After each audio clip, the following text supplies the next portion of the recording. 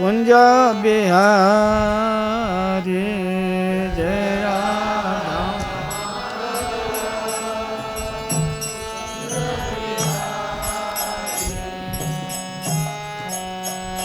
जय राधा माधव कुंज बिहारी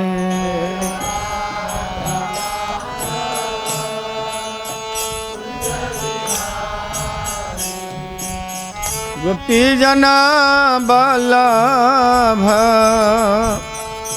गिरिवारधारी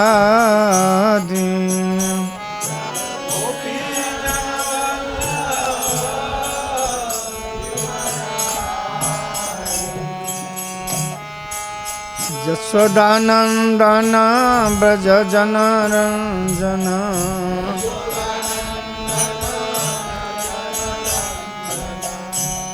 यशोदानंदन ब्रज जन रंजन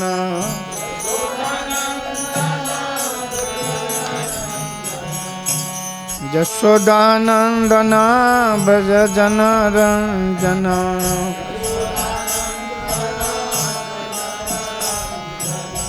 यमुना तीरा वन चारी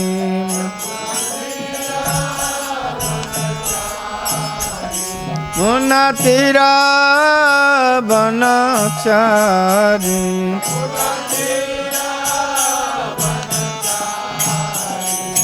जय राधा माधव कुंज बिहारी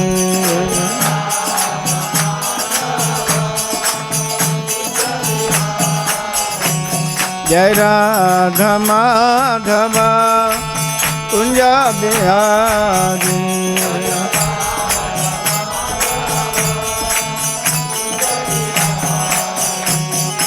गोपी जन बल्लभ गिरिवरधारी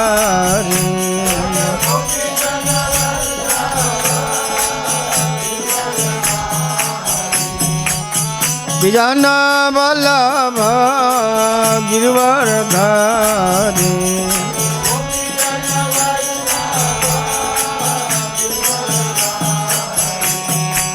यशोदानंदन ब्रज जन रंजन यशोदानंदन ब्रज जन रंजन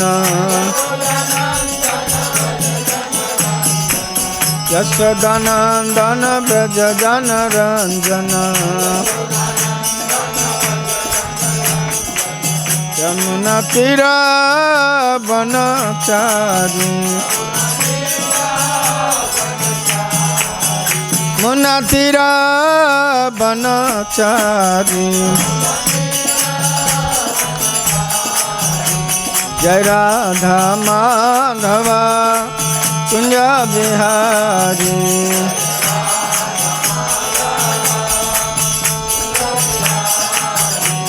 जय राधा माधव कुंज बिहारी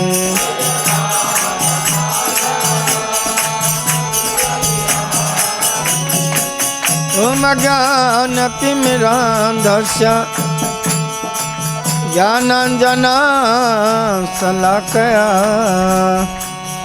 चक्षुरुन्मीलितं येन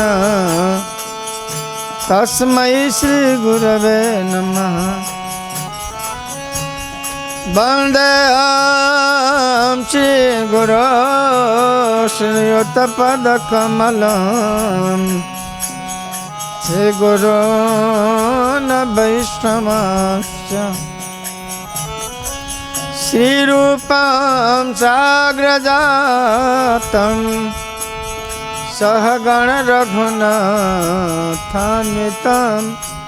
तं सजीवं साद्वैतं सावधूतं हरिजन सहितं श्री कृष्ण चैतन्य देवं श्री राधा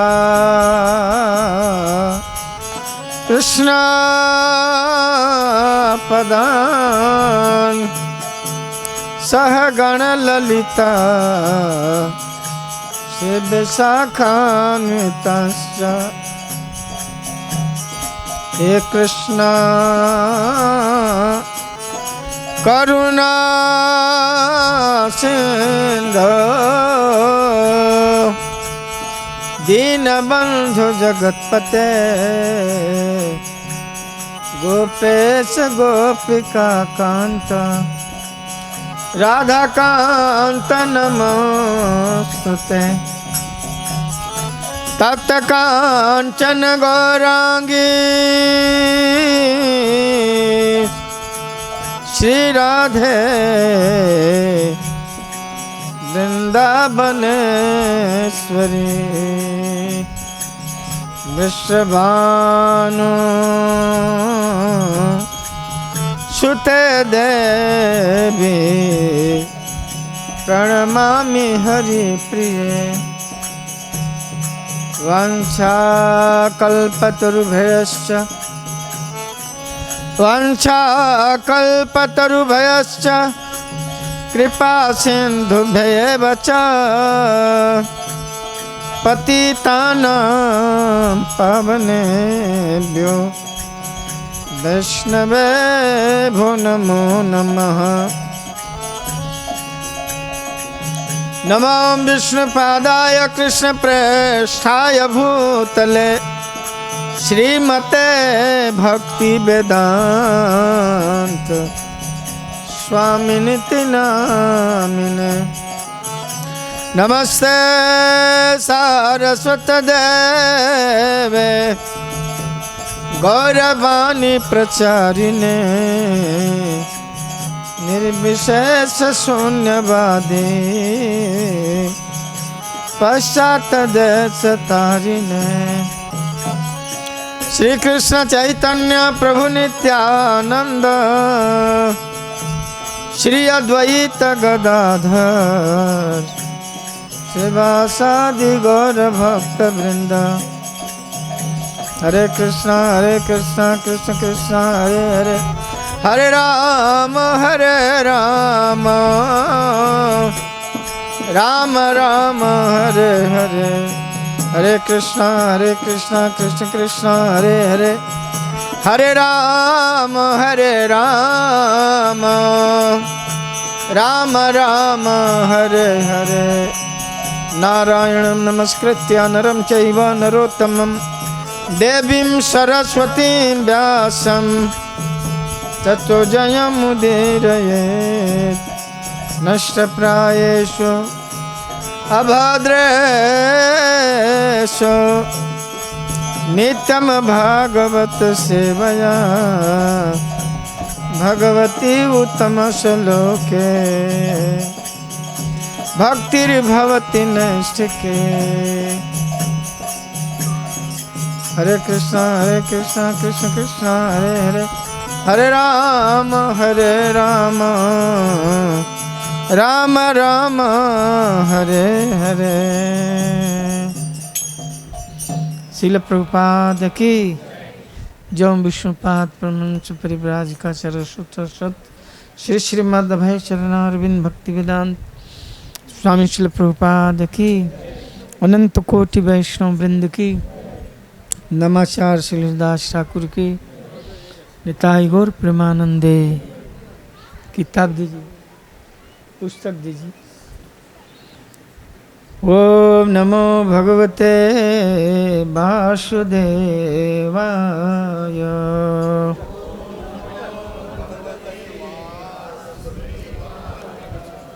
ओम नमो, इधर आइए।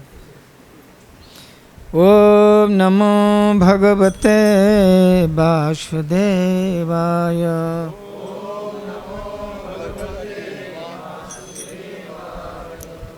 ओम नमो भगवते वासुदेवाय।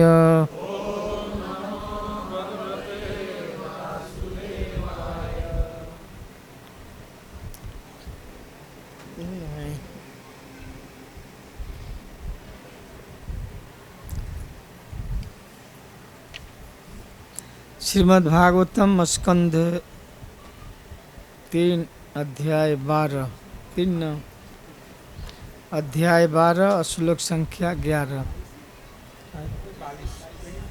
हाँ, अध्याय 22।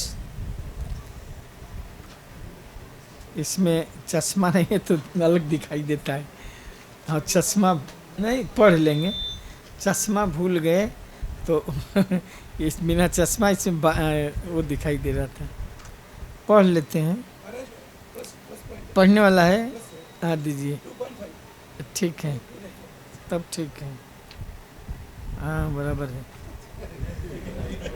हम भूल गए लाना जल्दी में। ये ठीक है आपका। आप ही कल बोल रहे थे क्या चश्मा के लिए? और दूसरे वो थे, बोले थे चश्मा लगे आज की बात है, वहाँ है ये क्या बनाना है। तत्प्रतीक्षम दुजाये माम सधयो प्रहिता मया सर्वात्मनानुरूपां ते गृह मेधेषु कर्मसु तत्प्रतीक्षम दुजाक्षे माम सद्धयो प्रहिता मया सर्वात्मनानुरूपां ते गृह मेधेषु कर्मसु तत्प्रतीक्षं दुजाक्षे मां सद्धयो प्रहिता मया सर्वात्मनानुरूपां ते गृह मेधेषु कर्मसु। पढ़िए।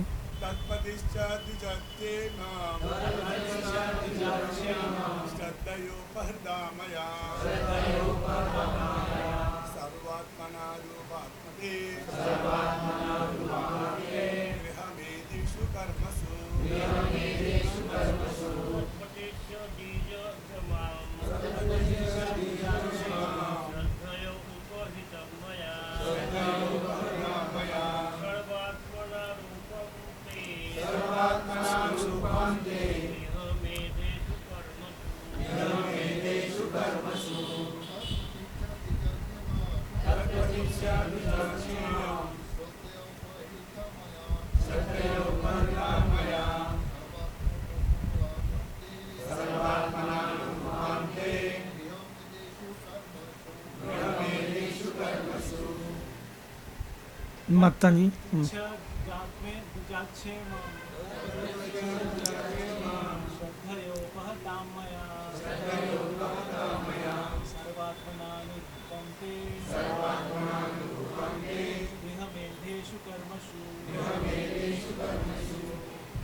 माता जी पढ़ेंगे आप लोग? एक पढ़िए, एक कोई जोर से पढ़िए। फिर से आ जोर से पढ़िए, दोबारा और जोर लगाकर पढ़िए।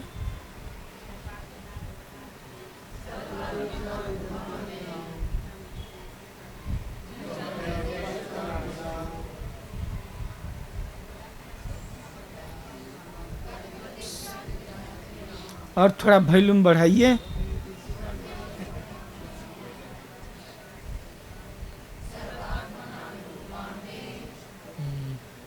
सब लोग साथ में पढ़ लो, सब लोग एक साथ पढ़ो तो सब लोग मिल करके।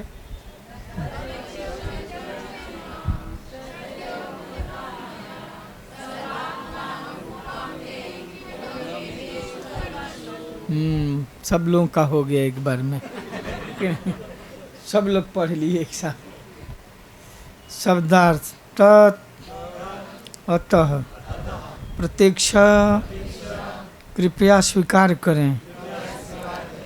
दुजाग्रय हे ब्राह्मण श्रेष्ठ, इमाम इसको श्रद्धया श्रद्धा से उपहृताम भेंट स्वरूप प्रदत्त मया मेरे द्वारा सर्व आत्मना सब प्रकार से अनुरूपम उपयुक्त ते तुम्हारे लिए गृह में धिषु गृहस्थी में कर्मसु कर्म कर्तव्य। अनुवाद एवं तात्पर्य श्रील प्रभुपाद जी के द्वारा। अतः हे ब्राह्मण श्रेष्ठ, आप इसे स्वीकार करें, क्योंकि मैं इसे श्रद्धापूर्वक अर्पित कर रहा हूँ। यह सभी प्रकार से आपकी पत्नी होने और आपकी गृहस्थी के कार्यों को चलाने में सर्वथा योग्य है। बोलिए, अतः हे ब्राह्मण श्रेष्ठ, आप इसे स्वीकार करें, क्योंकि मैं इसे श्रद्धापूर्वक अर्पित कर रहा हूँ। यह सभी प्रकार से आपकी पत्नी होने और आपकी गृहस्थी के कार्यों को चलाने में सर्वथा योग्य है। तात्पर्य कौन कह रहा है? किसे कह रहे हैं? कर्दम मुनि से। किससे कह रहे हैं? कर्दम मुनि से। किसके लिए कह रहे हैं? क्या नाम है? देवहूति के लिए। तो स्वयंभू मनु कर्दम मुनि के आश्रम पर गए अपनी पुत्री को लेकर के, और कर्दम मुनि से कहे कि हे ब्राह्मण श्रेष्ठ, मैं इसे श्रद्धा से आपको दे रहा हूँ, आप इसे स्वीकार करिए। आपके गृहस्थी में ये सहयोग करने की अनुरूप है। गृह में धुषु कर्मसु शब्दों का अर्थ है, गृह में धिषु कर्मसु शब्दों का अर्थ है गृहस्थ उचित कार्यों में। यहाँ एक अन्य शब्द भी प्रयुक्त हुआ है, सर्वात्मनानुरूपाम। इसका सारांश यह है कि पत्नी को आयु, चरित्र तथा गुणों में न केवल पति के समान होना चाहिए, किंतु गृहस्थी के कार्यों में भी सहायक होना चाहिए। मनुष्य का गृहस्थ उचित कार्य केवल इंद्रिय तृप्ति ही नहीं, वरन पत्नी संतानों के साथ रहते हुए आध्यात्मिक जीवन में उन्नति करना है। जो ऐसा नहीं करता वह गृहस्थ नहीं वरन गृहमेधी है। संस्कृत साहित्य में दो शब्द प्रयुक्त मिलते हैं, एक है गृहस्थ और दूसरा गृहमेधी। गृहस्थ एक आश्रम भी है, किंतु यदि कोई गृहस्थ होकर केवल इंद्रियों की तुष्टि करता है तो वह गृहमेधी है। गृहमेधी के लिए पत्नी बनाने का अर्थ इंद्रियों की तुष्टि करना है, किंतु गृहस्थ के लिए योग्य पत्नी आध्यात्मिक कार्यों में उन्नति के लिए सब प्रकार से सहायक के रूप में होती है। किंतु गृहस्थ के लिए योग्य पत्नी आध्यात्मिक कार्यों में उन्नति के लिए सब प्रकार से सहायक के रूप में होती है। पत्नी का कर्तव्य है कि वह गृहस्थी के सारे कार्यों को संभाले, न कि पति से स्पर्धा करे। पत्नी सहायता करने के निमित्त होती है, किंतु वह अपने पति की तब तक सहायता नहीं कर सकती जब तक वह आयु, शील तथा गुण में उसके समान न हो। तो स्वयंभू मनु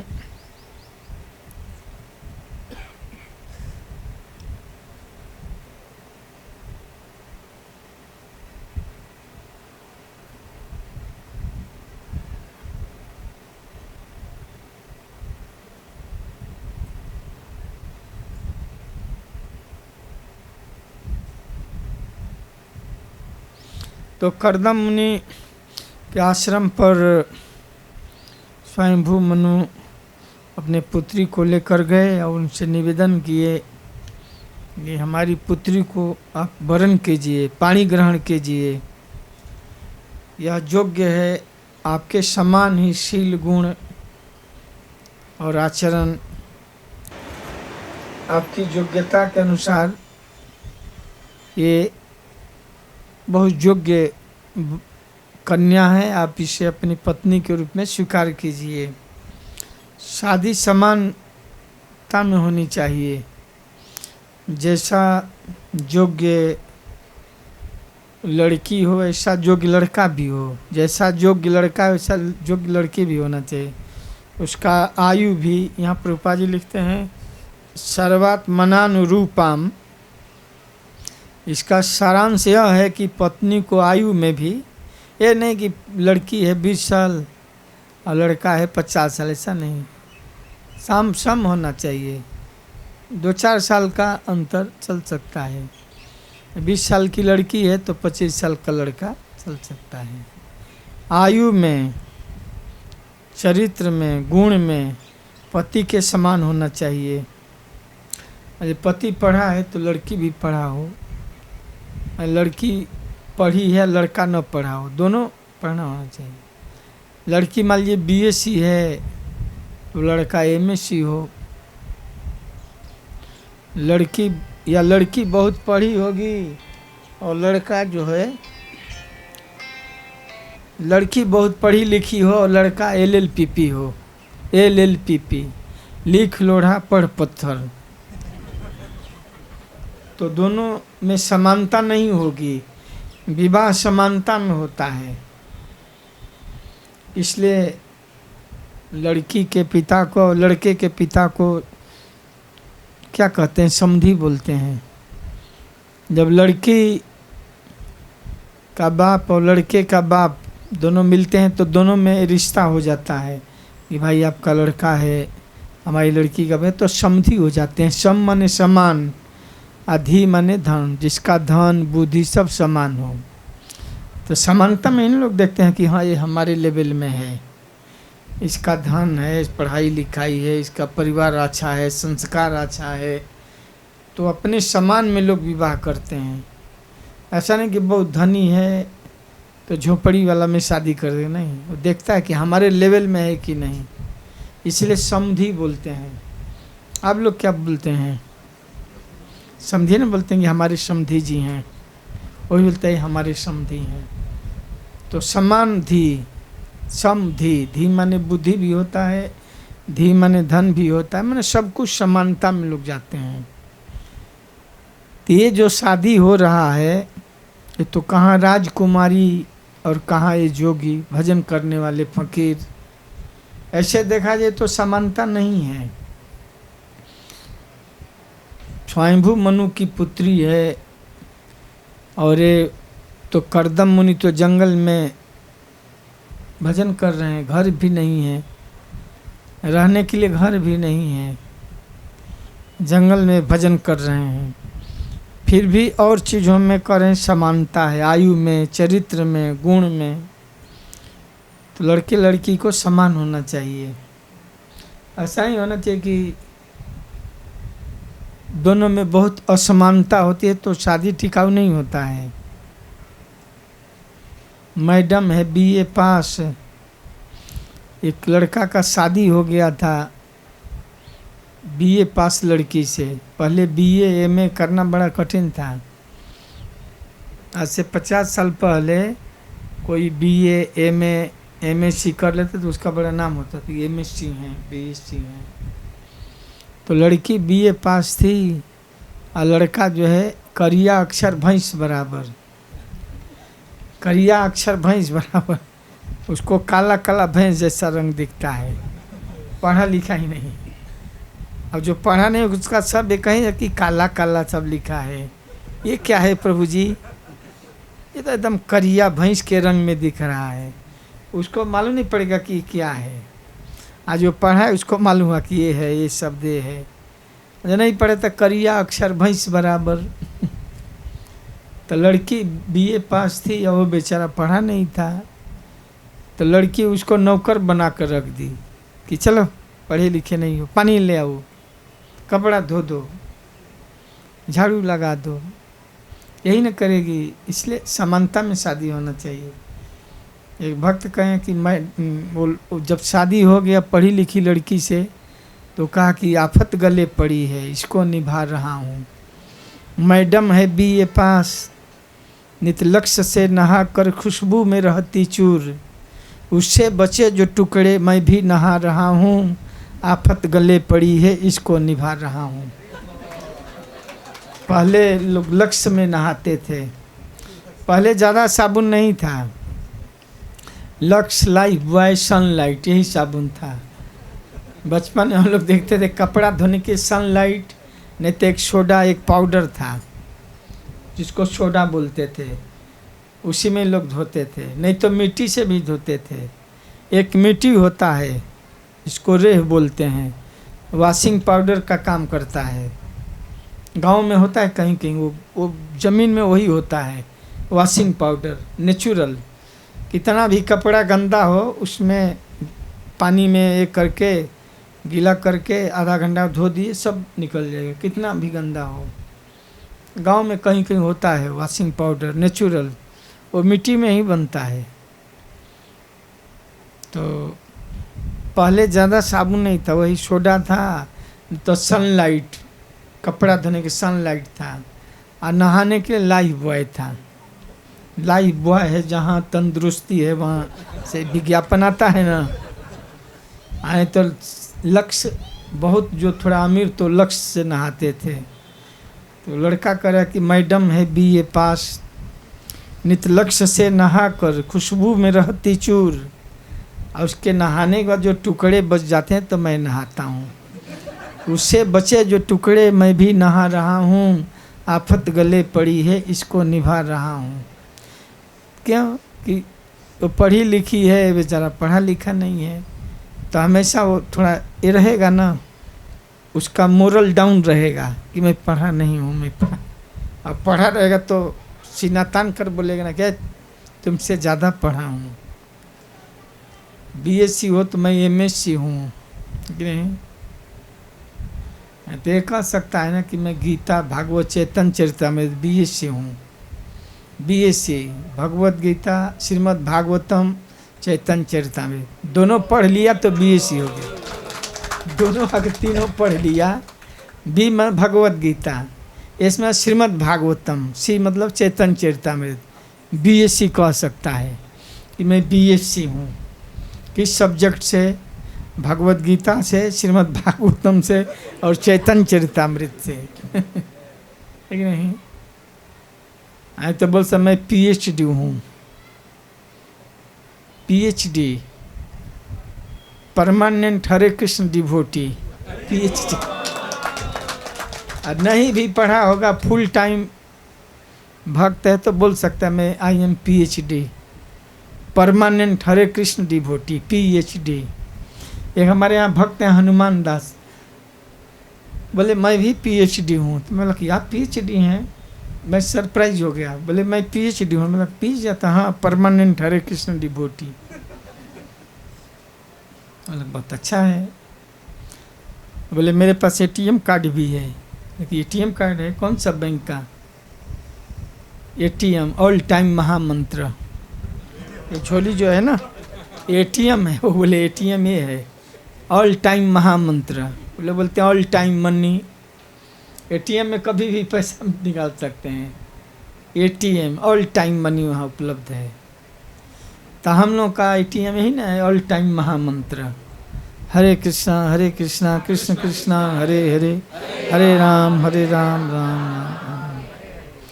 तो बहुत अच्छा चीज़ यहाँ लिखा है कि कर्दम स्वयंभू मनु ये नहीं देखे कि धनी लड़का है कि नहीं है, उसका गुण देखे कि बहुत महान भक्त है। अगर भक्त है ना तो सब कुछ उसके पास है।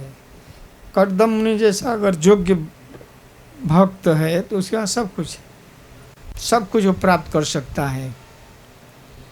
अगर प्रभुपाद जी भक्ति के बल पर कितना साम्राज्य खड़ा कर दिए। वृंदावन में तपस्या कर रहे थे, जैसे कर्दम मुनि जंगल में तपस्या कर रहे थे। और प्रभुपाद जी भी वृंदावन में पेड़ के नीचे तपस्या कर रहे थे। बाद में दामोदर मंदिर में गए और तपस्या के बल पर पूरी दुनिया में कुबेर से भी अधिक धनी व्यक्ति हो गए, हर जगह उनका हो गया। अगर भक्ति का बल है तो सब कुछ है। तो जानते थे स्वयंभू मुनि की महान भक्त हैं, भक्त को चरण रिद्धि सिद्धियाँ उनके पीछे चलती हैं, मुझे स्वीकार कर लो।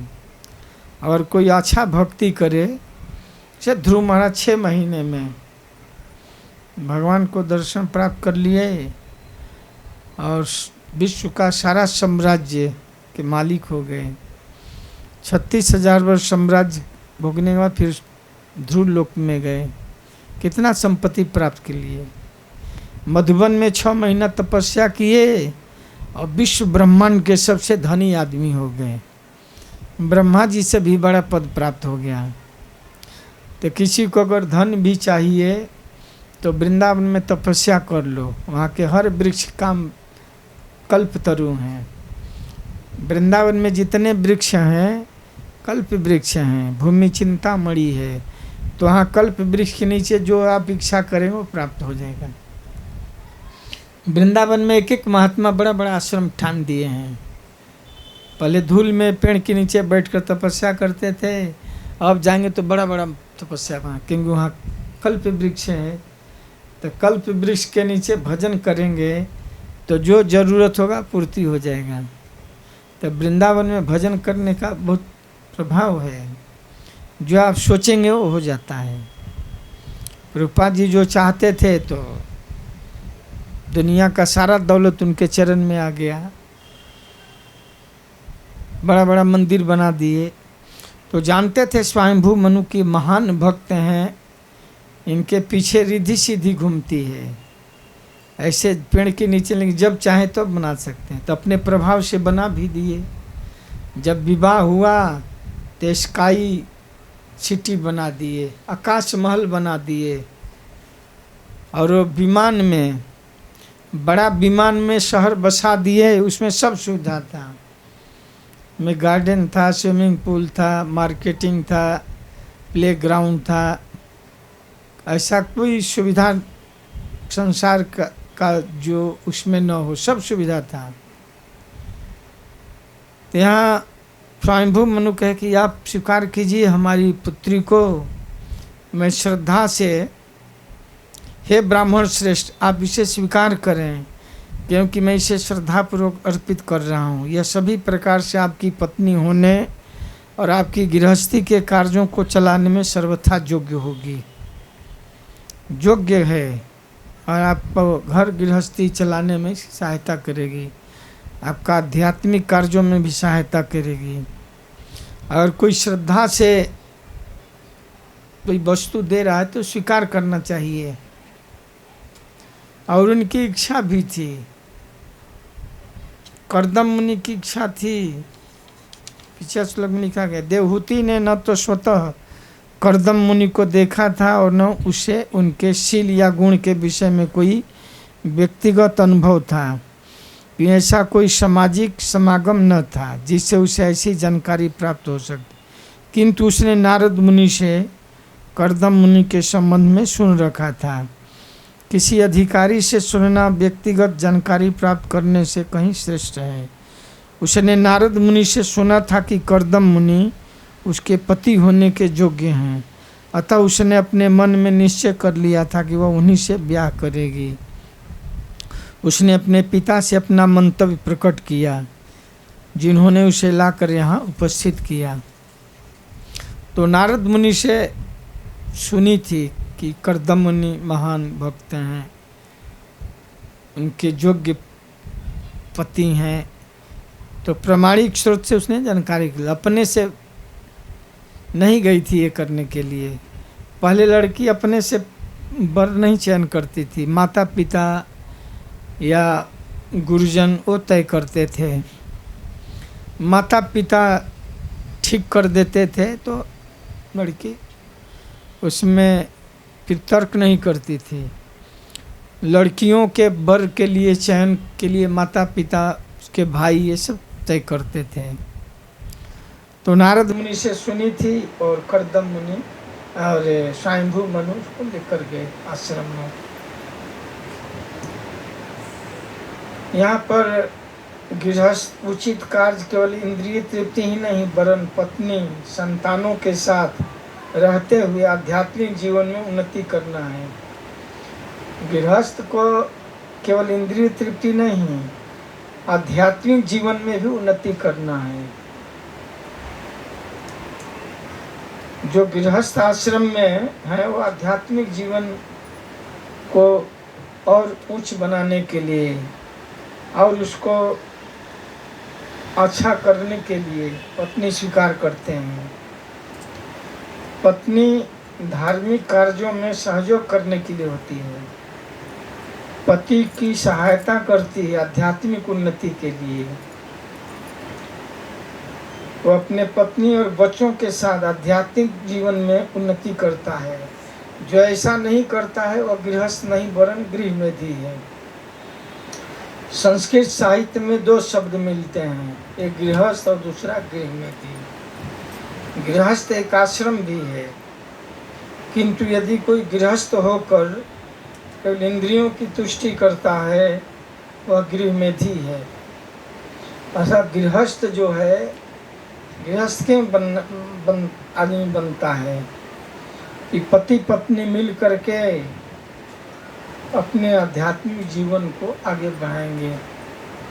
आध्यात्मिक की गाड़ी में दो चक्के हैं गृहस्थ के लिए। यह परिवार रूपी गाड़ी में दो चक्के हैं, स्त्री और पुरुष। गृहस्थ आश्रम में रहते हुए दो चक्के की गाड़ी पर आदमी आगे बढ़ता है। जो गृहस्थ हैं तो दो चक्का क्या है, तो पति और पत्नी दोनों एक दूसरे को सहयोग करते हैं। पत्नी, प्रभुपाद जी लिखते हैं कि पत्नी का कर्तव्य है कि वह गृहस्थी के सारे कार्यों को संभाले, न कि पति से स्पर्धा करे। पति से स्पर्धा नहीं करना चाहिए कि आज आप खाना बनाइए, कल मैं बनाई थी आज आप बनाइए, या आप खाना बना कर रहिए मैं सिनेमा देखने जा रही हूँ सिनेमा देखने, खाना बना कर रखना। मैं सिनेमा देखने जा रहा हूँ, आप खाना बना दो। मैं थोड़े रोज़ होटल में खाना बनाने के लिए आई हूँ। कभी कभी स्त्रियाँ कहती मैं आपका होटल चलाने के लिए नहीं आई हूँ, आप अपना बनाइए हम अपना बनाएंगे। आप अपना बना कर खाइए, हम अपना बनाएंगे खाएंगे। आपका खाता अलग, हमारा खाता अलग। पति पत्नी दोनों नौकरी करते हैं तो पत्नी बोलती कि आप भी कमाते हो, हम भी कमाती हैं, तो हमको भी नौकरी में जाना है, आपको जाना है, तो हम क्यों बनाएंगी, हम लोग अलग अलग बना लेते हैं। तो पति अपना अलग बनाता है, पत्नी अलग बनाती है, दोनों का अलग बैंक में खाता होता है। सब्जी एक मिलाए तो हिसाब अलग अलग होता है कि इतना सब्जी का इतना आप दे दीजिए। रुपये लिखने पत्नी और पति का स्पर्धा नहीं होना चाहिए कि इतना हमारा खर्चा हो गया, तो नहीं, कहीं खाता होता है। पति बल्कि कमाता है तो पत्नी को ही दे देता है ना, घर में पत्नी ही सब संभालती है। और वहाँ स्पर्धा नहीं होता है, सहयोग होता है दोनों में। कभी पत्नी बीमार हो गई तो पति सहयोग करता है, दोनों कोऑपरेशन में चलते हैं। कंपटीशन नहीं होता है कि नहीं आज अब बनाओ, एक महीना हम बने एक महीना आप बना दो। पत्नी सहायता करने के निमित्त होती है, किंतु वह अपने पति की तब तक सहायता नहीं कर सकती जब तक आयु शीलवान गुणवान होना चाहिए। शीलवान गुणवान और आयु में समान होना चाहिए, माने समान होना चाहिए। गुण में भी पति जैसा गुणवान हो, शीलवान हो, सहनशीलता हो, झगड़ालू न हो, सेवा परायण हो, माने समानता होना चाहिए। इसे लोग लड़के लड़की का कुंडली बनवाते हैं, शादी के पहले लोग बनाते हैं ना कुंडली, उसका देखते हैं कि लड़का का कैसा गुण है, कैसा शील है, लड़की का कैसा गुण है, तो मिलान करके तब शादी करते हैं लोग। लंबाई भी लोग देखते हैं, गोरी है कि काली है, तो पति का और पत्नी का रूप भी देखा जाता है, सौंदर्य भी। नहीं तो लड़का मान लीजिए बहुत सुंदर हो, लड़की बहुत है, वो भी कहेगा नहीं हम कोयल से थोड़ी शादी करेंगे, ये तो कोयल जैसी है, तो बोलते हैं ना। तो दोनों को मिला कर देखा जाए। लड़की काली है तो उसके लिए भी वैसा ही वर देखिए कि दोनों में विवाद नहीं होगा, समानता होना चाहिए। तो बोलते हैं ना बिना मेल के विवाह नहीं, बेमेल विवाह। मेल में विवाह होना चाहिए, मन समानता में। अब बेमेल हो जाता है तो टूट जाता है। मेल खाना चाहिए, उसके सौंदर्य में, उसके आयु में, उसके शील में, उसके गुण में समानता होना चाहिए। असमानता होगा तो टूट जाता है शादी, डाइवोर्स हो जाता है। सीता जी के लिए विवाह के योग्य माँ ने कहा कि गिरिराज नंदनी पार्वती जी से प्रार्थना करने जाओ, अपने अनुरूप वर की कामना करो, निज अनुरूप सुभग वर मांगा। गिरिराज नंदनी पार्वती जी की पूजा करके सीता जी ने क्या वर मांगा कि हमारे अनुरूप वर दीजिए। पूजा किन भाई, पूजा किए किन, पूजा करके उसके पूजा से भवानी प्रसन्न हो गई। बिने प्रेम बस भई भवानी, खसी माल मूर्त मुस्कानी। सीता जी ने ऐसी प्रार्थना की कि भवानी मतलब पार्वती, भव की पत्नी इसलिए भवानी कहते हैं पार्वती को। तो पार्वती जी सीता के वंदना से, प्रार्थना से प्रसन्न हो गई, उनके गले की माला गिर गई, तो माला प्रसाद रूप में। तो सीता जी ने प्रार्थना करके जब उनको प्रसन्न कर लिया तो अपने अनुरूप वर मांगा, निजी अनुरूप सुभग वर मांगा, अपने शील गुण आचरण के अनुसार निजी अनुरूप सुभग वर मांगा। वह अपने पति की तब तक सहायता नहीं कर सकती जब तक वह आयु में, शील में तथा गुण में उसके समान न हो। उसके समान होगी तभी ना उसको हेल्प कर सकती है। मेरे पति कंप्यूटर इंजीनियर है, वो भी पढ़ी होगी तभी ना कंप्यूटर कभी बोल के आप चला लो तो भी चला सकते। या पति अंग्रेजी बोलने वाला है, पति अंग्रेजी बोलना जानता है, हिंदी, बंगाली, उड़िया, मराठी, तमिल, तेलुगु नहीं आता है, तो क्या समझेगी वो। अंग्रेजी बोलना है तो इसको भी अंग्रेजी आना चाहिए। मान लीजिए अंग्रेज जिससे शादी करा दिए और लड़की को कुछ आता ही नहीं है, वो भी कम से कम वो भाषा जानेगी तभी ना दोनों में संवाद होगा, दोनों का विचारों का आदान प्रदान होगा। अंग्रेजी वो बोलता है, अरे भोजपुरी बोलती हो, तो कहाँ समझ में। दोनों में समान होना चाहिए।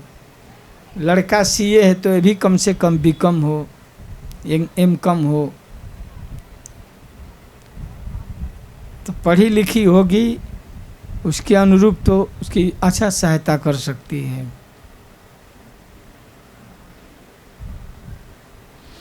महाभारत में एक श्लोक है कि गृहस्थ आश्रम में 6 सुख के साधन हैं।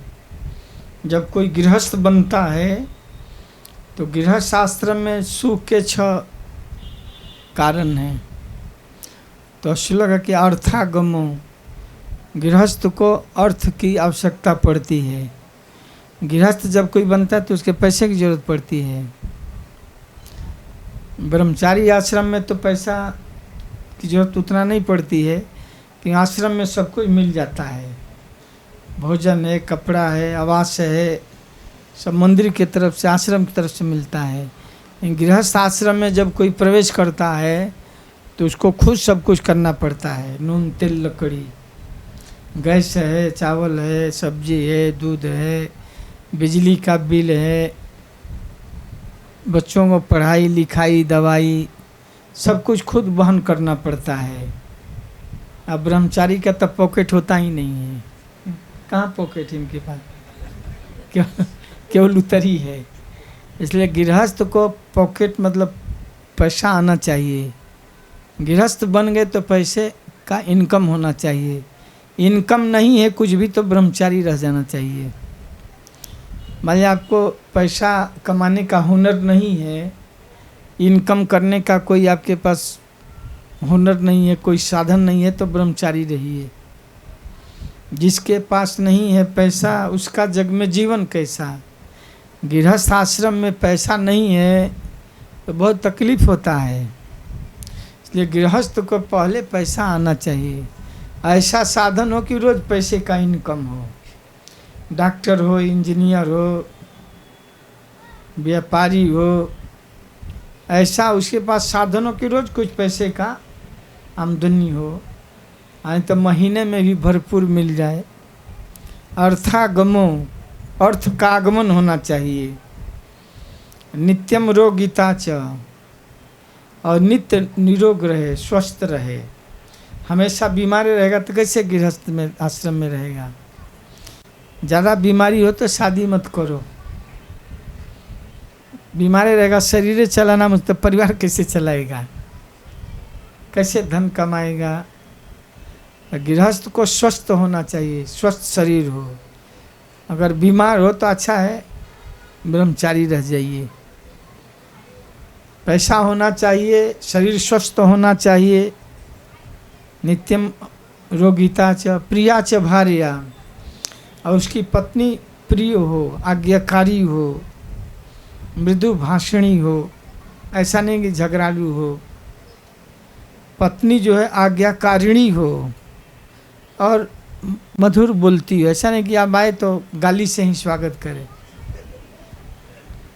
खाना बनाई हो, बना कर खा लो, तुम्हारी नौकरानी हूँ, बना कर खा लो।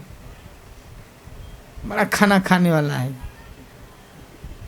तो पत्नी जो है आज्ञाकारिणी हो, प्रिया च भार्या, प्रिय करने वाली हो, हित करने वाली हो, और विपत्ति में भी उसका सहयोग करने वाली हो। प्रिया च भार्या प्रियवादिनी च, बहुत बोलने में बहुत सभ्य हो, श्रेष्ठ भाषा में बोलती हो।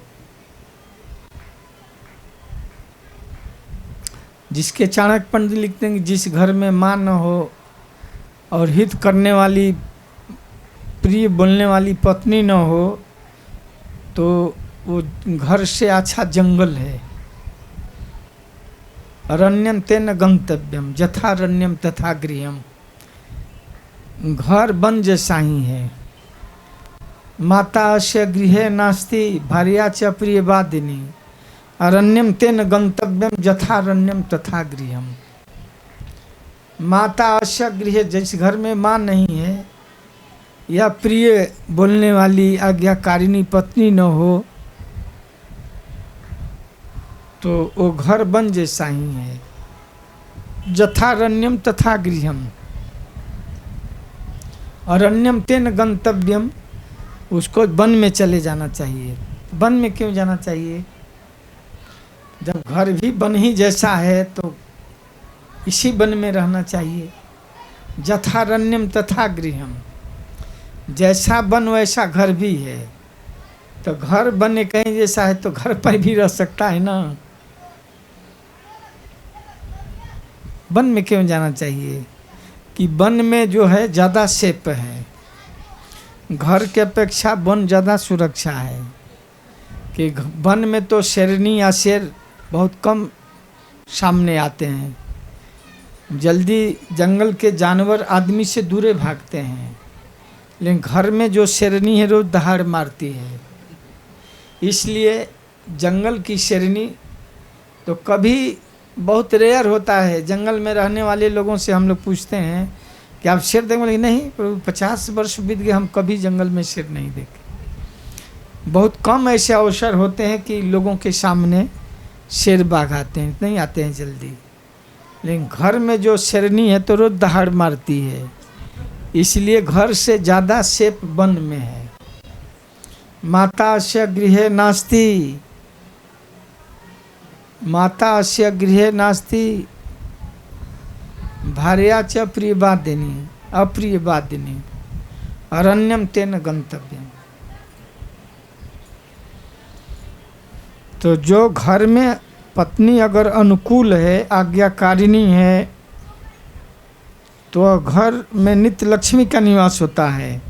जहाँ पति पत्नी एक दूसरे से कोऑपरेशन में चलते हैं तो वहाँ नित्य लक्ष्मी का वास होता है। और जहाँ रोज लड़ाई झगड़ा होता है तो वहाँ लक्ष्मी नहीं निवास करती हैं।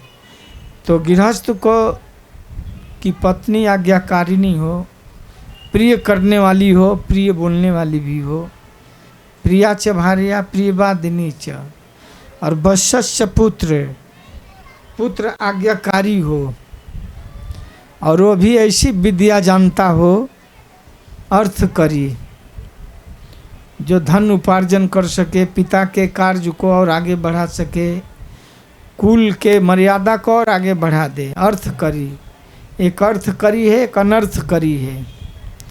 ऐसा विद्या जानता हो कि अर्थ करी, माने समाज में अपने परिवार का और नाम आगे बढ़ाए। तो ये 6 साधन है गृहस्थ को।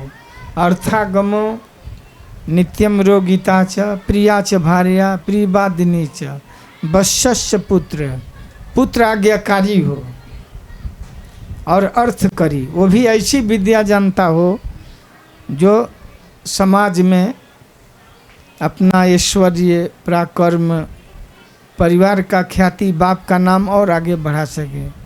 ऐसा नहीं कि परिवार का कमाया हुआ बाप का सब लुटा दे, या जुआ खेल जाए, या शराब पी जाए, परिवार का नाम और संपत्ति मटिया मिट कर दे। ऐसा पुत्र नहीं होना चाहिए।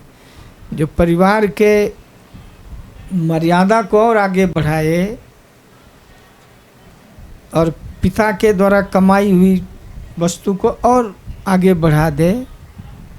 बोले हाँ, ये अपने पिता के नाम को रोशन किया है, पिताजी ने जो किया था उससे इसने और आगे बढ़ा दिया है।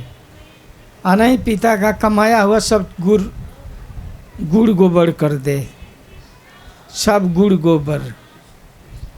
पिताजी महल बनाए थे तो बेचकर झोपड़ी में आ गया। पिताजी का बहुत नाम था समाज में, इसका कहीं भी नाम नहीं। तो ये गृहस्थ के लिए जरूरी है। अर्थ होना चाहिए, स्वस्थ होना चाहिए, और उसकी पत्नी आज्ञाकारिणी हो, और प्रिय करने वाली हो, प्रियवादिनी हो, और पुत्र बहुत सौम्य हो, आज्ञाकारी हो, पिता के आदेश को हमें शिरोधार्य कर ले। पिताजी अगर कुछ भी कहते हैं, हाँ पिताजी, असंभव भी कर तो बोले हाँ पिताजी कर देंगे। अगर पिताजी कहते हैं कि बेटा तुम आकाश से तारे ले आओ, तो बोले हाँ पिताजी ले आएंगे।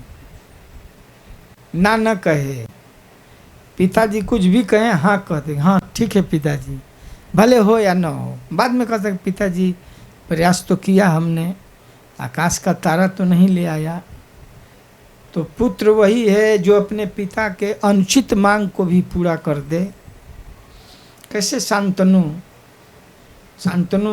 महाराज शादी करना चाहते थे, जबकि उनके लड़के की शादी होने की तैयारी थी, देवव्रत की शादी करने की तैयारी हो रही थी। देवव्रत शादी करने के योग्य हो गए थे तो भी शांतनु महाराज शादी करना चाहते थे। अब लड़के के शादी कराना है ना कि बाप शादी करेगा। लड़का जवान हो गया तो फिर भी बाप कहे कि मैं शादी करना चाहता हूँ, तो लड़का बोले कि हमारा बाप बहुत बदमाश है, एक शादी किया ही था, अब हमारी शादी करनी है तो अपनी शादी करना चाहता। शांतनु महाराज का गंगा से शादी हुआ था तो डाइवर्स हो गया था, और गंगा और इनसे एक पुत्र देवव्रत थे, बड़े तेजस्वी बालक युवावस्था में।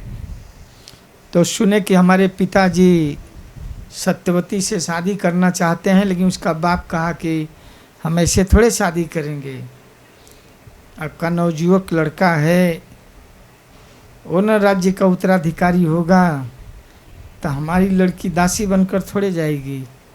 हमारी लड़की से आप शादी करना चाहते हैं तो शर्त यह है कि हमारी लड़की से जो उत्पन्न लड़का होगा वही राज्य का उत्तराधिकारी होगा, तब हम करेंगे। आपका बड़ा लड़का है तो बड़ा लड़का न उत्तराधिकारी होता है, लेकिन हमारा शर्त है कि हमारी लड़की से जो संतान होंगे वही हस्तिनापुर का उत्तराधिकारी होगा, तब करेंगे। तो शांतनु महाराज पीछे हट गए। यह खबर जब देवव्रत को लगी तो गए अपने पिताजी के लिए शादी कराने के लिए, अगुवाई करने के लिए, अपने पिता की अगुवाई करने गए। अगुआ होते हैं ना, मीडिएटर। देवव्रत मीडिएटर बन गए कि शादी कर दीजिए हमारे पिताजी से, क्या हर्ज है, करिए। सुने कि पिताजी शादी करना चाहते हैं, जबकि ये अनुचित था, जबकि सामाजिक व्यवस्था के अनुसार वो ठीक नहीं था।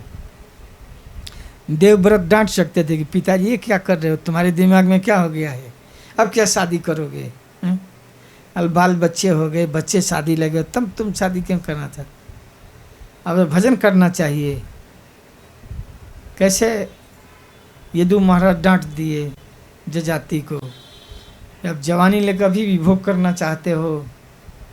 लेकिन देवव्रत बड़े वहाँ विनम्रता के साथ उस सत्यवती के पिता से कहेगा, आप शादी करिए, मैं आजीवन ब्रह्मचारी रहूँगा, मैं आजीवन ब्रह्मचारी रहूँगा, और आपकी पुत्री के ही जो संतानें होंगी वही राज्य के उत्तराधिकारी होंगे। प्रतिज्ञा लिए कि मैं आजीवन ब्रह्मचारी रहूँगा। तो देवता लोग भीष्म भीष्म करके पुष्प वर्षा किए। देवता लोग भीष्म के माने भयानक प्रतिज्ञा लिए, तो देवता लोग फूल वर्षा करने लगे, भीष्म भीष्म। तो उनके नाम में जुड़ गया देवव्रत भीष्म। अपने पिता के लिए इतना बड़ा त्याग किए कि पिताजी की इच्छा है, जबकि अनुचित था वो, ये हमने पिता के अनुचित मांग को भी उन्होंने पूर्ति किया, तो उसको पुत्र कहते हैं। तो यह जब सुने शांतनु महाराज तो बहुत खुश हो गए, तो उन्होंने आशीर्वाद दे दिया कि जाओ बेटा, तुम्हारी इच्छा के बिना कोई तुम्हें मार नहीं सकता है, तुम्हारी इच्छा होगी तभी तुम मर सकते हो।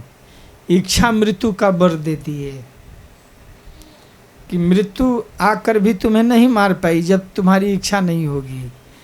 इच्छा मृत्यु, इच्छा होगी तभी तुम्हें मृत्यु वरण करेगी। तो शांतनु महाराज आशीर्वाद दे दे, इच्छा मृत्यु का वर। तो देवव्रत भीष्म पितामह अमर हो गए एक तरह से, जब इच्छा होगी तभी मरेंगे। महाभारत के युद्ध में 400 वर्ष के थे, उनकी आयु थी 400 वर्ष, क्योंकि उनको जब इच्छा होगी तब मरेंगे, नहीं चाहेंगे तो मर ही नहीं सकते हैं, उनको कोई मार ही नहीं सकता है। मतलब तुम अजर अमर हो, तुम्हें कोई मार नहीं सकता है, जब तुम मरना चाहोगे तभी। ये कहता ना कि हम मरना चाहेंगे तभी मार सकते हो, नहीं तो नहीं हो सकता है।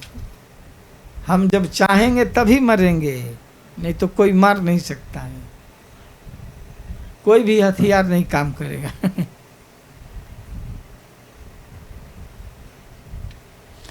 तो गृहस्थ के लिए धर्म में पुत्र अनुकूल हो, आज्ञाकारी हो, पत्नी आज्ञाकारिणी हो, और घर गृहस्थी के कार्यों को अच्छी तरह से, घर में जो काम स्त्रियां संभालती हैं, घर में को सजाना, घर की सब व्यवस्था स्त्रियां देखती हैं। पति बाहर से धन कमा कर लाता है और स्त्री घर को मेंटेन करती है।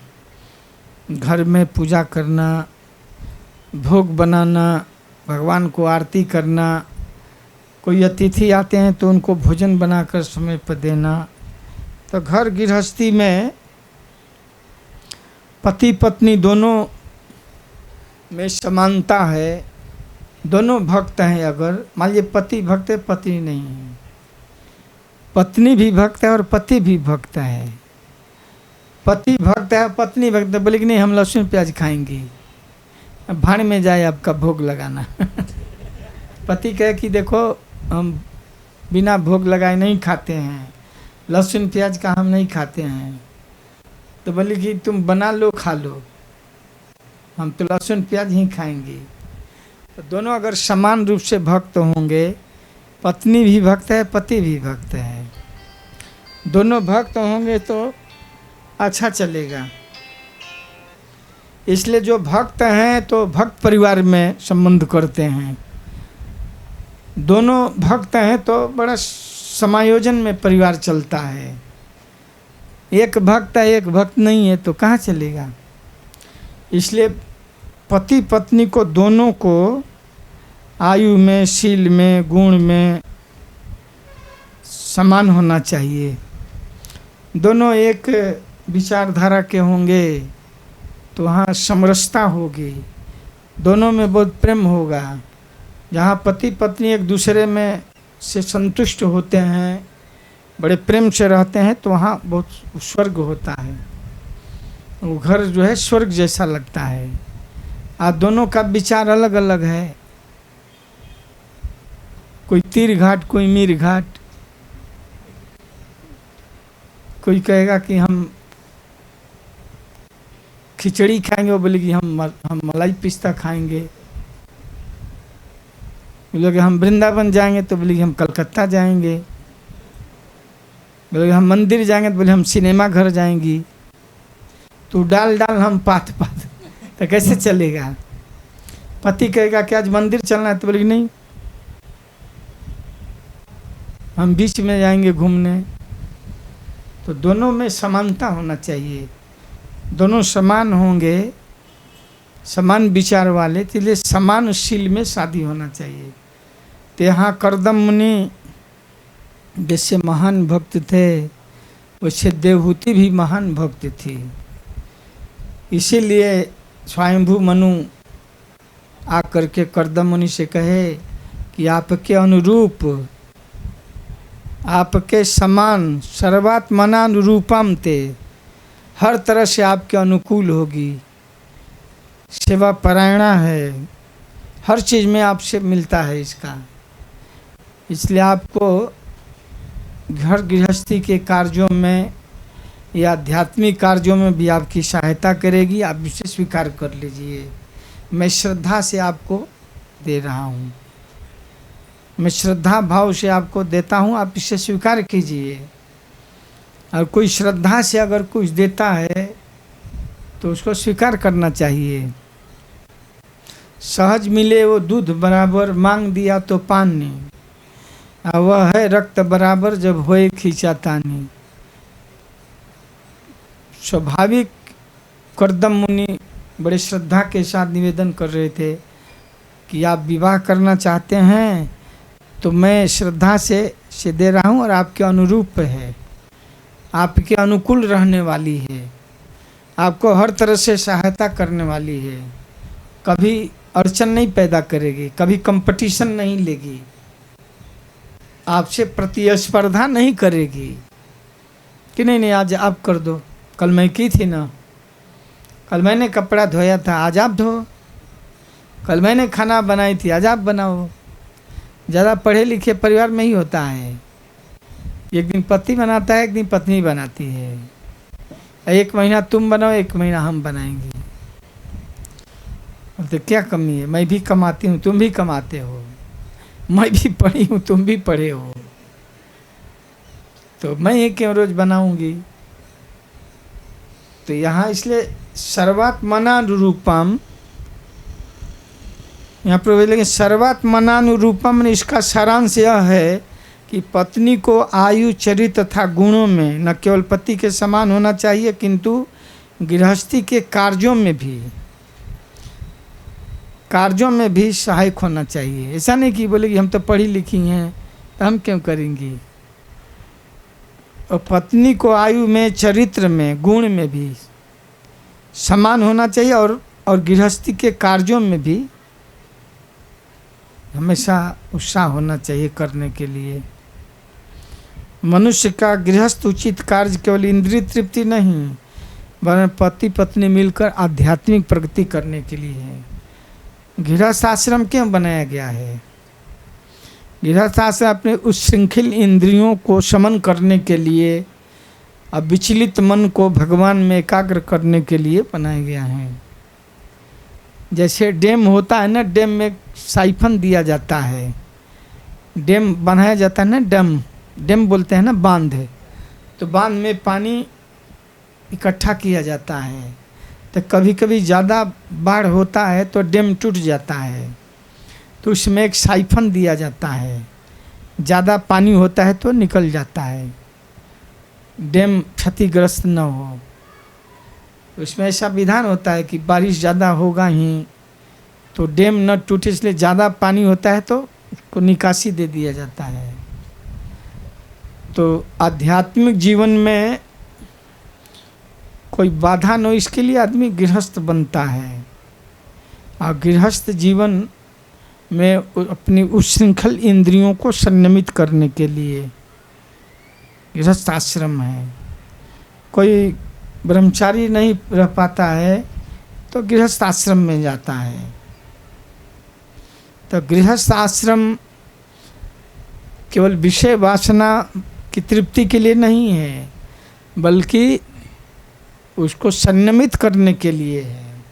जैसे मान लीजिए कोई सब सिगरेट पीता है तो बोले कि 2 पीजिए। कोई दिन में कितना पीते हैं तो सब सिगरेट पीते हैं तो 10 पियो, 10 का तो बोलते अब 5 करो, 5 पर आ गया तो बोलते हैं अब 2 पियो सुबह शाम। इसका मतलब ये नहीं कि उसको पीने के लिए छूट दी जा रही है, उसको पीने के लिए धीरे धीरे निग्रह करना, उसको छोड़ना है। ऐसा नहीं कि हमको तो पीने के लिए छूट मिल गई है। छूट कहाँ मिली है? 100 से 10 पर आया, 10 से 5 पर आया, फिर 2 पर आया, फिर 2 आ गया तो फिर अब 1 पियो, 1 का फिर धीरे अभ्यास कर बोला अब एकदम बंद कर दो। तो गृहस्थ आश्रम भी इसी के लिए है। एक नारी ब्रह्मचारी जो अपने जीवन में एक पत्नी का व्रत लेता है वो भी ब्रह्मचारी है। एक नारी ब्रह्मचारी, गृहस्थ आश्रम में आदमी जाता है तो एक स्त्री का व्रत लेता है तो भी ब्रह्मचारी है। अब बहु नारी व्यभिचारी।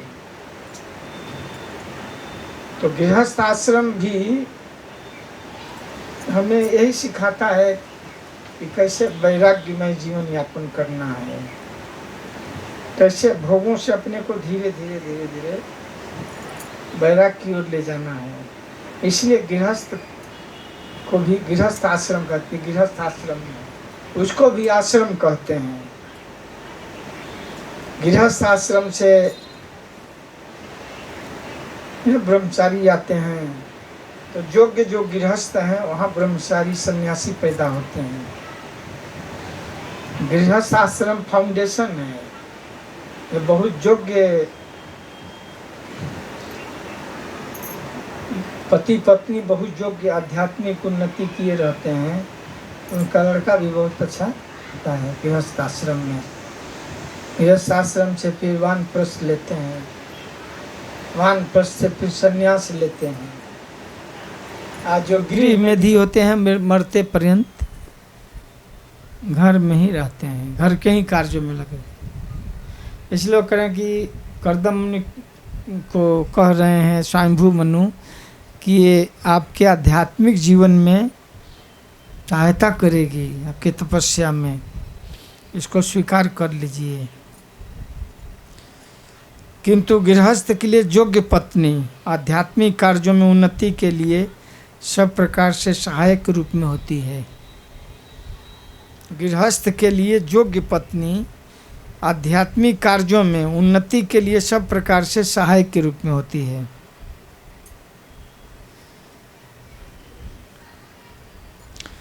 तो इसीलिए करें तत्प्रतीक्षम द्विजाक्ष इमाम श्रद्धयो प्रहिता मया सर्वात्मनानुरूपम ते गृह मेधे सुकर्मसु। अतः हे ब्राह्मण श्रेष्ठ, आप इसे स्वीकार करें क्योंकि मैं इसे श्रद्धापूर्वक अर्पित कर रहा हूँ। यह सभी प्रकार से आपकी पत्नी होने और आपको आपकी गृहस्थी के कार्यों को चलाने में सर्वथा योग्य है।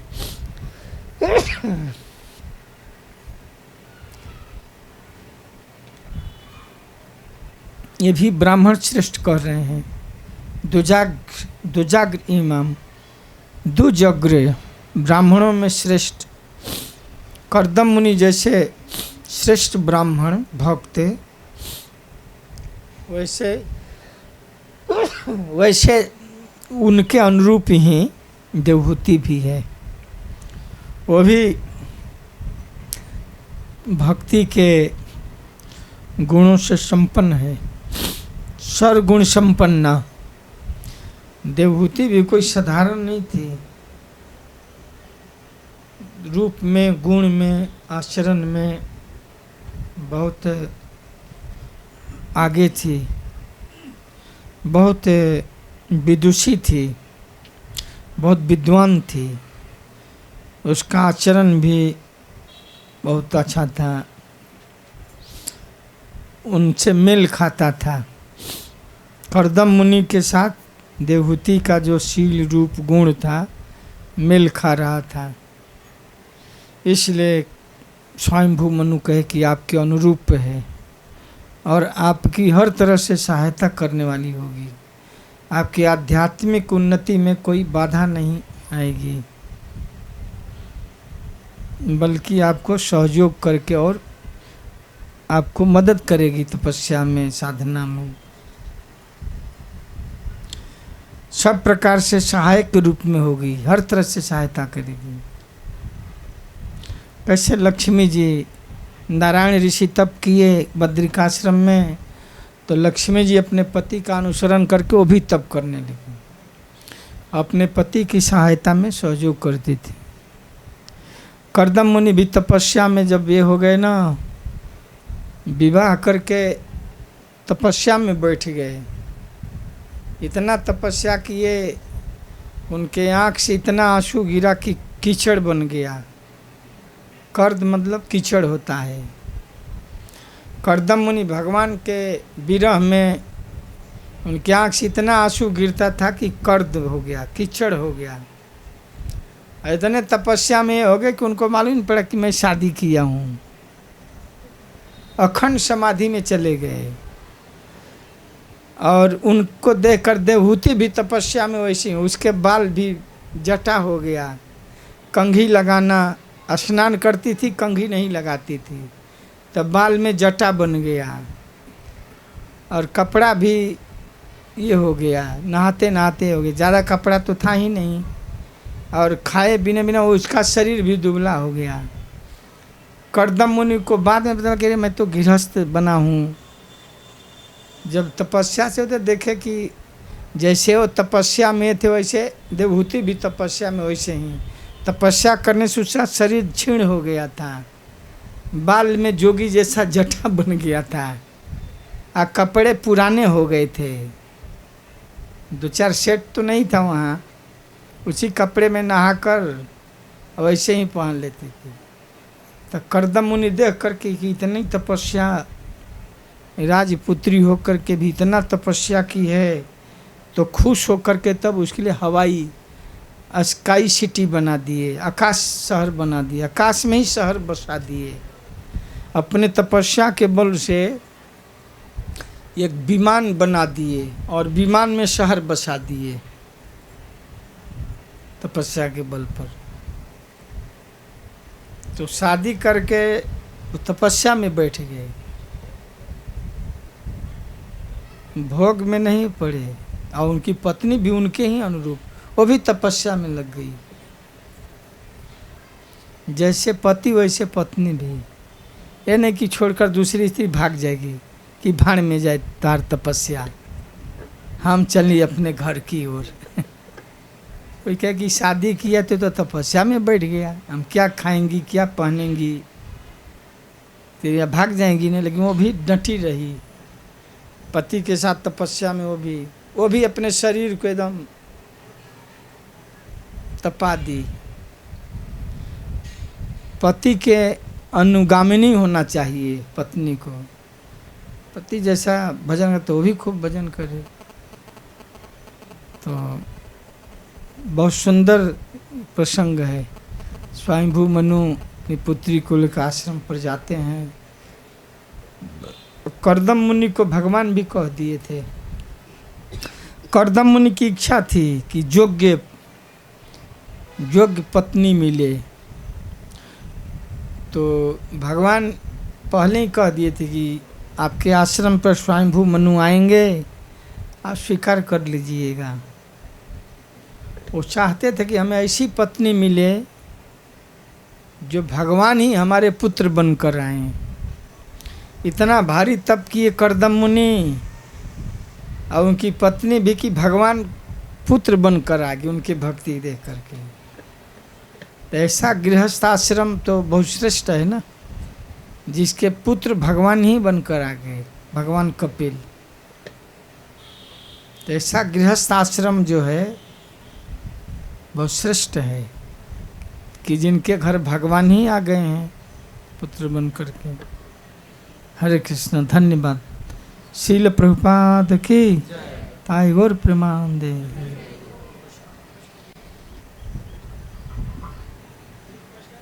हरे कृष्ण। किसी को अगर प्रश्न पूछना है महाराज जी से तो पूछ सकते हैं।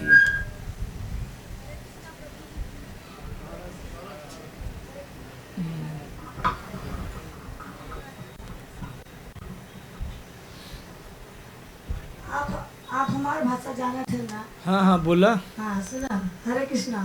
भोजपुरी। प्रणाम। हाँ, हर सब कुछ मतलब काई पत्नी है कि हर दंड पत्नी को है क्यों? दंड कहाँ है? अरे हर पति गलत कर रहा कि ये बोल रहा आज्ञा पालन करो, आज्ञा पालन करो। अगर पति बराबर नहीं है तो क्यों पालन करो? पति का भी हक बनता है। पति कहेगा कि मांस खाओ, मांस खाएंगी। मांस नहीं खाऊंगी तो इसीलिए ना, जो उसका अनुचित है तो नहीं करना चाहिए। पति अगर कहे कि तुम भी शराब पियो, हम भी पीते, बोले कि नहीं आप मत पीजिए, शराब मत पीजिए। गलत है प्रभु। हाँ, तो वही ना मैं कह रहा हूँ कि पति गलत करते उनको सुधारिए। पति गलत करते उनको समझाइए कि प्रभु जी शराब नहीं पीना चाहिए। आप शराब पिएंगे तो बच्चे कैसे पढ़ेंगे? बाप पिए दारू, बेटा लगाए झाड़ू। तो आप बोलिए कि आप दारू पियोगे, दारूबाज हो गई, पियवा भइल दारूबाज। दारूबाज पिया हो जाई। हाँ तो समझाई है।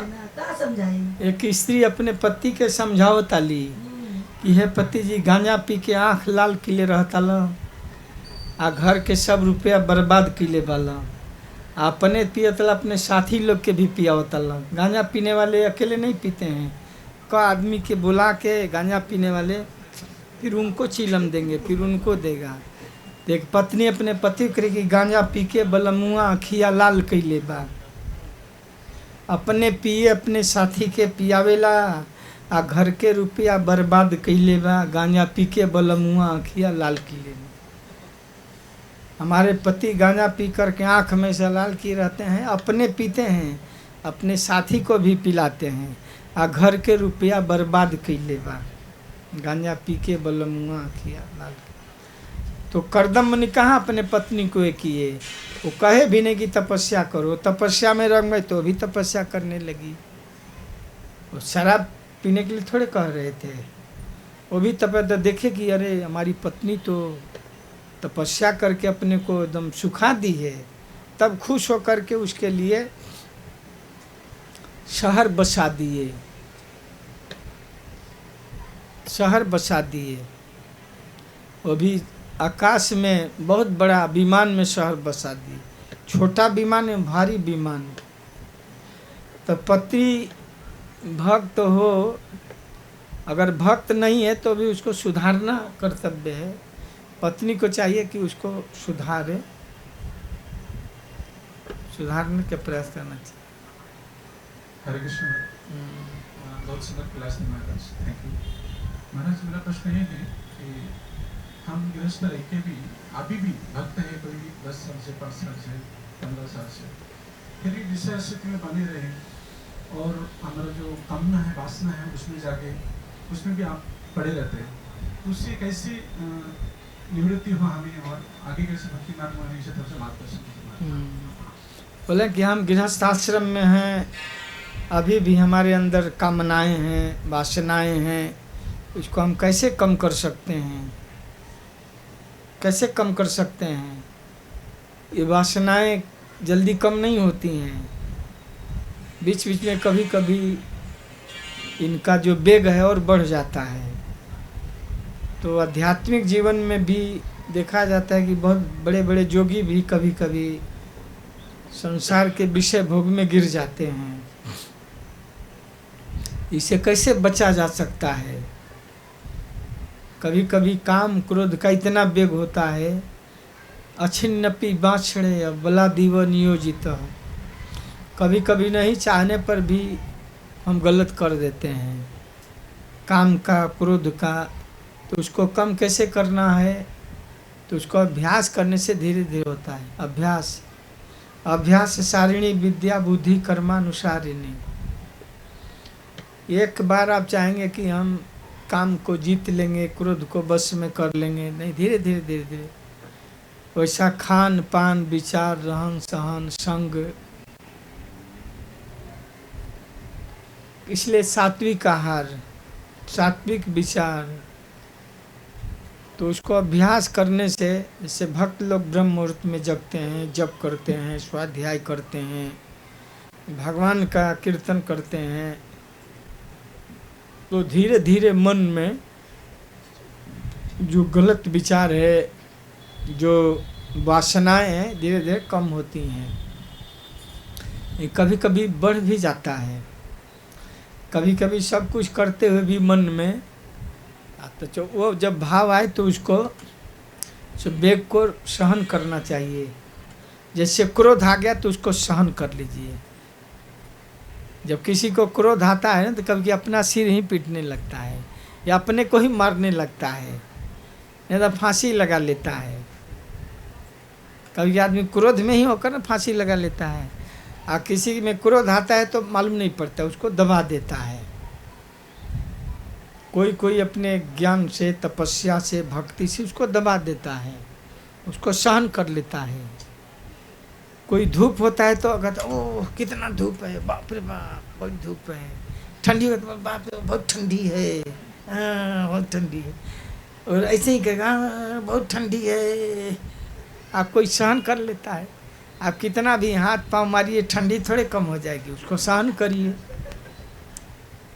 सर्दी गर्मी के तरह ही मन में भी भाव आता है, कभी काम का, कभी क्रोध का, सब अलग अलग। कामेश क्रोधेश रजोगुण समुद्भवम, ये महान शत्रु हैं, ये हमारे अंदर ही बैठे हैं। शत्रु जो है एक बाहर है तो थोड़ा देर होगा, काम क्रोध लोभ मोह मद हमारे किला के अंदर आ गए हैं, हमको घेर लिए हैं, तो एकदम हमारे ऊपर आक्रमण कर दिए हैं। तो उसको कैसे बचना है, उनके साथ कैसे समायोजन करना है? तो बुद्धिमान व्यक्ति उसके साथ भी तालमेल बैठा लेता है, उसके वेग को भी सहन कर लेता है। कैसे? जब आंधी तूफान आता है तो आदमी बैठ जाता है।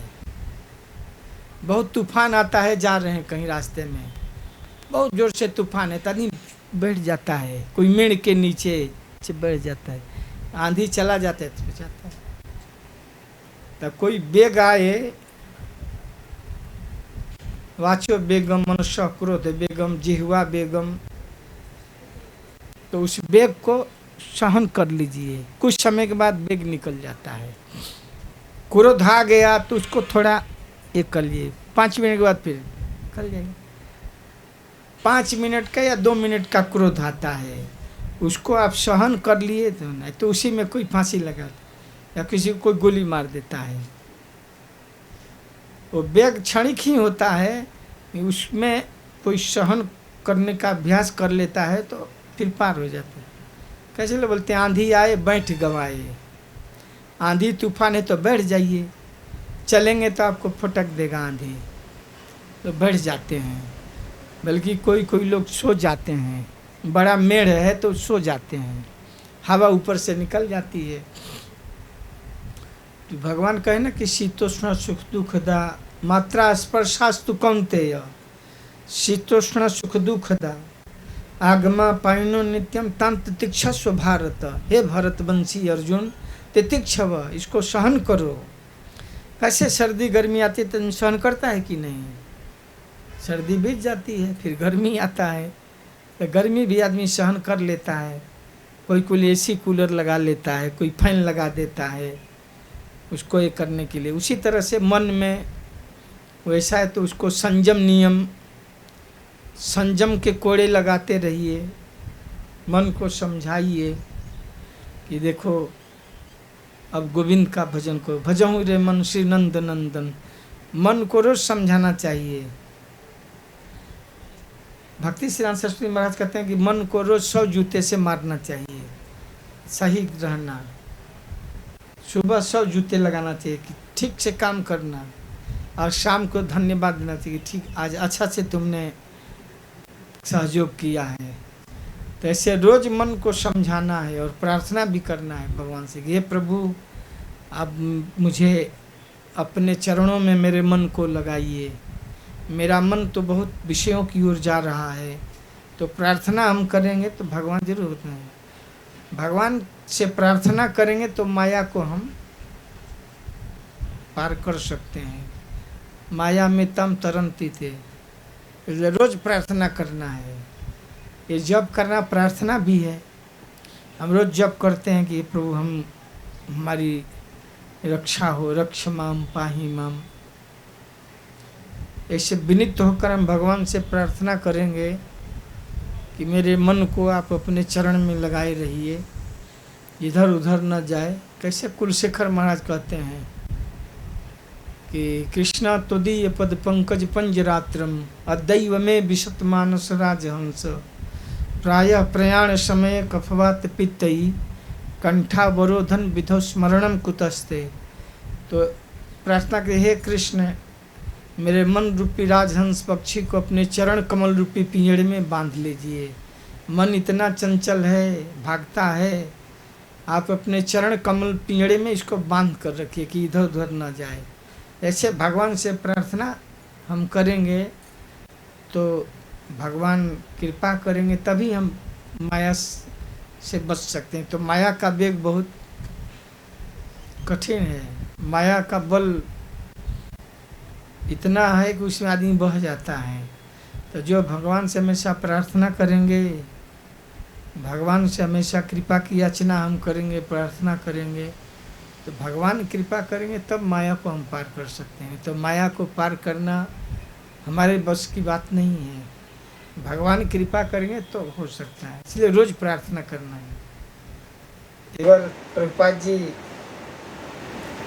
तमाल किस महाराज से कि प्रभुपाद जी आप तो माया में नहीं गिर सकते हैं। बोले नहीं, मैं माया में नहीं गिर सकता हूँ। तो प्रभुपाद जी प्रार्थना कर रहे थे, विग्रह के सामने प्रार्थना कर रहे थे। तो तमाल किस महाराज, प्रभुपाद जी आप क्या प्रार्थना कर रहे थे? तो लेकिन मैं प्रार्थना ही कर रहा था कि हे प्रभु, मैं माया में न गिरूं, आपके भक्ति से मैं च्युत होकर माया में न गिर जाऊं, यही प्रार्थना कर रहा हूँ। तो तमाल किस महाराज बोले कि आप तो कह रहे थे कि मैं माया में नहीं गिर सकता हूँ, बोले इसीलिए तो प्रार्थना करता हूँ। जो प्रार्थना हमेशा करेगा, हे कृष्ण करुणा सिंधु दीन बंधु जगतपते, आप दीन बंधु हैं, श्री गुरु करुणा सिंधु अधम जनार बंधु। तो भगवान भी परम गुरु हैं, तो अधमों के बंधु हैं। तो प्रार्थना करेंगे कि आप मुझे उद्धार कीजिए, मुझे भक्ति में लगाए रखिए। तो प्रार्थना का बहुत बल होता है। तो प्रभुपाद जी के इसीलिए तो प्रार्थना करता हूँ कि माया में न गिरूं, और प्रार्थना करूँगा तो भगवान सहायता करेंगे। हमारा काम है भगवान का नाम लेने का, अब भगवान का काम है गिरते को थाम लेने का। जब हम माया में गिरने लगे तो भगवान थाम लेंगे। हमें भगवान का नाम जप करना है, उनसे प्रार्थना करना है, बाकी थामेंगे भगवान। तूफान आंधियों भी तुमने भी मुझको थामा, तो भगवान से प्रार्थना करते रहेंगे, हम उनके नाम में रहेंगे। हम भगवान के तुम हमारे नाम में तो हम तुम्हारे काम में। भगवान के नाम में रहेंगे तो भगवान हमारी सहायता करते हैं, तब हम माया में से पार हो सकते हैं। भगवान से यही प्रार्थना करना है। भजो रे मंशी नंद नंदन अभय चरणा रविंद रे। मन को भी बार बार समझाना है, जब भगवान का भजन करो, भगवान में रहो। तो प्रार्थना से हम भगवान के कृपा को प्राप्त करके हम माया से बच सकते हैं। थैंक यू माया में तो हम रोज गिरते हैं, हम लोग माया में रोज गिर रहे हैं, गिरे ही हैं, हम लोग माया में ही अभी हैं। ऐसे निकलने के लिए हमको प्रार्थना करके हम माया से निकल जाऊं, निकल जाएं, इसी के लिए हमें रोज प्रार्थना करना है। हम लोग मायाबद्ध जीव ही हैं ना। हम लोग भगवान को कभी याद करते हैं, कभी भूल जाते हैं, कभी विषय की ओर उन्मुख हो जाते हैं, कभी याद आता है अरे हमको तो जब भी करना है, हम बेकार के काम में लगे हैं। तो बार बार हमें मन को समझाना है, अपने को ज़्यादा उपदेश देना है, अपने को ही ज़्यादा उपदेश देना है, अपने को ही ज़्यादा समझाना है और उस पर विचार करना है। तो हम धीरे धीरे भगवान की ओर जाएंगे। और भगवान से हमेशा यही कृपा करना है, कृपा याचना करना है। कृपा याचना करेंगे तो भगवान जरूर हमारी सहायता करेंगे। हरे कृष्ण। धन्यवाद। शील प्रभुपाद की बहुत धन्यवाद है।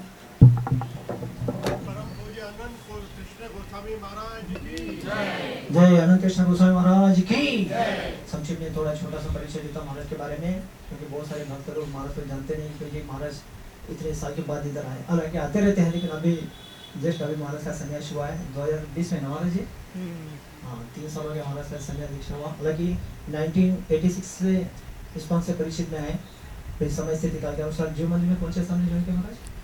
89 में महाराज जी ज्वाइन किया। मैं 90 में ज्वाइन किया था जू में। मैं भी जू से हूँ, तो जू की राधा रासबीर को देख के मैं इस्कॉन ज्वाइन करने का इच्छा किया था। तो वहाँ पे फिर मेरे बजहरी को ने फिर लेटर देके इधर मंदिर में कोई नहीं थे हैं, जब भी हम पूछे जैसे करीब मैं उससे वहाँ पे भेजा। तो राधा रासबीर की कृपा से हम यहाँ पे कुंज विहार के क्षेत्र छाया में हम सेवा कर रहे हैं। हालांकि पहले कुंज विहार मंदिर में कोई नहीं थे। गोपाल कृष्ण महाराज राधा रासबीर से मंदिर से पैसा भेजते थे, मंदिर चलता था। बहुत सारे भक्त राधा रासबीर मंदिर से जुड़े हैं, जिसमें से राधा श्याम को भी राधा रासबीर जू मंदिर से ही है, कृष्णानंद भी जू मंदिर से ही है। सब उनके क्षेत्र छाया में राधा कुंज विहार का सेवा हो रहा है। हालांकि राधा रासबीर पूरा महाराष्ट्र के लिए हेड ऑफिस है। वहीं के सब एक्सटेंशन सेंटर है, हेड ऑफिस है वो। तो राधा रासबीर बहुत सुंदर है, बहुत दयालु है, बहुत कृपालु है, बहुत सारे भक्त बने हैं। तो महाराज जी 1980 कौन से साल से महाराज? हम ऐसे 84 में संपर्क में आए थे और ब्रह्मचारी आश्रम में 89 में ब्रह्मचारी आश्रम में जब महाराज जी तब से इस्कॉन के जीव मंदिर में बहुत सारे डिपार्टमेंट में सेवा किया। ब्रह्मचारी निवृत्त आश्रम के इंचार्ज बने, किचन डिपार्टमेंट के इंचार्ज बने, पुजारी डिपार्टमेंट में सेवा किया। ये सब करते करते ये सब चीज़ों में रह के तकलीफ झेलना भी तप है। महाराज का बहुत बड़ा तप है। जंगल में रह के कोई भी तप करते हैं, मंदिर में रह के तप करना वो तपस्या अलग ही है। संसार दुनिया में रह के माया के साथ फाइट करके रहना। तो महाराज जी अलग ही बहुत सिंपल जीवन, सादा जीवन, उच्च विचार है। इतना समय इनके पास सब कुछ है। तो वहाँ पे कांग्रेगेशन का पूरा ड्यूट देखते हैं। राधा गोविंद महाराज से महाराज जी बहुत निकट से हैं। और इनके राधा रमन महाराज आपके भाई हैं ना? राधा रमन महाराज हाँ, वो भाई जैसे लगते हैं। और इनका बोली भाषा भी इतना अच्छा, मेरे को बहुत अच्छा लगता है। राधा रमन महाराज का लेक्चर, राधा गोविंद महाराज का लेक्चर बोलते हैं कि भाई हैं क्या। गुरु कृष्ण महाराज तो राधा गोविंद महाराज से बहुत लोग संन्यास लेके बहुत देश विदेश में प्रचार कर रहे हैं। तो महाराज भी अभी देश विदेश में प्रचार कर रहे हैं। और इतना समय इनका सारा व्यस्त होता है जू मंदिर में सारा प्रचार कार्यक्रम। सोचिए पिछले 3-4 दिन से मंदिर में रहकर सबको सत्संग दे रहे महाराज जी। और मैं कल ही महाराज को बोला था, महाराज हमारा संडे क्लास होता है, जरूर सत्संग के लिए आइए। तो अपने को भी टाइम दिया महाराज जी ने, इतना सारा होता है। और हमारा बहुत बड़ा परम भाग्य है, स्पेशली अक्षय तृतीया के महीनों में, अक्षय तृतीया के दिन में ऐसे साधु संतों का दर्शन करना, मुख से सुनना। साधु नाम दर्शनम पुण्यम, गुरु पुराण में वर्णन आता है, गुरु जी को भगवान बोलते हैं।